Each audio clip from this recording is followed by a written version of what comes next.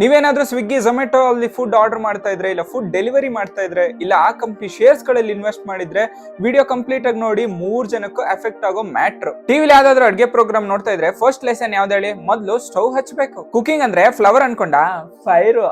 ಈ Iran Israel war ಇಂದ LPG cylinder shortage ಆಗಿದೆ. ಅದರಲ್ಲೂ ಕಮರ್ಷಿಯಲ್ ಸಿಲಿಂಡರ್ಸ್ ಅಂತೂ ಸಿಕ್ಕಾಪಟ್ಟೆ ಪ್ರಾಬ್ಲಮ್ ಆಗಿದೆ. ಸಿಲಿಂಡರ್ ಇಲ್ಲದೆ ಕೆಲವು ಹೋಟೆಲ್ ಅಂಡ್ ರೆಸ್ಟೋರೆಂಟ್ ಗಳು ಟೆಂಪರರಿ ಕ್ಲೋಸ್ ಆಗಿದ್ರೆ, ಮತ್ತೆ ಕೆಲವು ಸೌದೆ ಒಲೆಯಲ್ಲಿ ಅಡ್ಗೆ ಮಾಡ್ತಿದ್ರೆ, ಮತ್ತೆ ಕೆಲವರು ಯಾವೆಲ್ಲ ಐಟಮ್ಸ್ ನ ಒಂದೇ ಸಲ ಮಾಡಿಟ್ಕೊಳಕಾಗುತ್ತೆ ಅದನ್ನ ಮಾತ್ರ ಮಾಡಿಟ್ಕೊಂಡು ಲಿಮಿಟೆಡ್ ಮೆನ್ಯೂ ಅಲ್ಲಿ ಹೋಟೆಲ್ ನಡೆಸ್ತಾ ಇದ್ದಾರೆ. ಸ್ವಿಗ್ಗಿ ಝೊಮ್ಯಾಟೊ ಬೇರೆ ಬೇರೆ ಬಿಸ್ನೆಸ್ ಮಾಡ್ತಾ ಇದ್ರೆ ರಫ್ಲಿ 40% ಅಷ್ಟು ರೆವಿನ್ಯೂ ಫುಡ್ ಡೆಲಿವರಿ ಮಾಡೋದ್ರಿಂದ ಮತ್ತೆ ರೆಸ್ಟೋರೆಂಟ್ ಅಲ್ಲಿ ಟೇಬಲ್ ಬುಕ್ ಮಾಡೋ ಡೈನ್ ಔಟ್ ಆಪ್ಷನ್ಸ್ ಇಂದ ಬರುತ್ತೆ. ಇದರಲ್ಲಿ ಕಂಪನಿ ಹೋಟೆಲ್ ಮತ್ತೆ ರೆಸ್ಟೋರೆಂಟ್ಸ್ ಇಂದ ಕಮಿಷನ್ ತಗೊಳುತ್ತೆ, ಕಸ್ಟಮರ್ಸ್ ಇಂದ ಡೆಲಿವರಿ ಚಾರ್ಜಸ್ ತಗೊಳುತ್ತೆ, ಹಾಗೆ ಪ್ರಮೋಷನ್ಸ್ ಆಡ್ಸ್ ಅದರಿಂದ ಎಲ್ಲ ದುಡ್ಡು ಮಾಡ್ಕೊಳ್ಳುತ್ತೆ. ಇವಾಗ ಸಿಲಿಂಡರ್ ಶಾರ್ಟೇಜ್ ಆಗಿ ಹೋಟ್ಲಲ್ಲಿ ಮೆನ್ಯೂ ಕಮ್ಮಿ ಆಗಿದೆ. ಮೆನ್ಯೂ ಕಮ್ಮಿ ಆದ್ರೆ ಕಸ್ಟಮರ್ಸ್ಗೆ ಆರ್ಡರ್ ಮಾಡಕ್ಕೆ ಆಪ್ಷನ್ಸ್ ಕಮ್ಮಿ ಆಗುತ್ತೆ. ಆರ್ಡರ್ಸ್ ಕಮ್ಮಿ ಆದ್ರೆ ಡೆಲಿವರಿ ಮಾಡೋರ್ಗೂ ಕೂಡ ಆದಾಯ ಕಮ್ಮಿ ಆಗುತ್ತೆ.